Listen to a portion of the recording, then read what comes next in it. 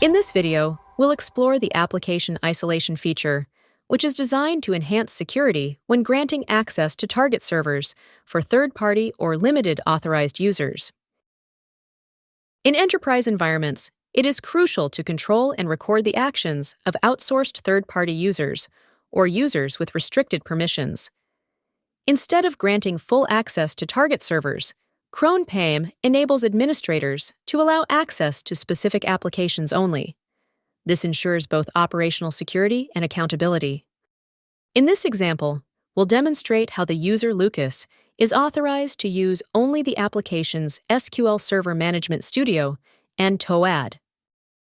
When Lucas selects one of these applications, the credentials managed in Kron PAM's password vault are automatically entered into the application.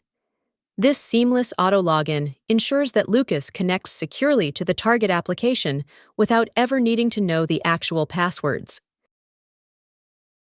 Additionally, the entire session is recorded as a video, providing a complete audit trail of Lucas's activities for compliance and security purposes.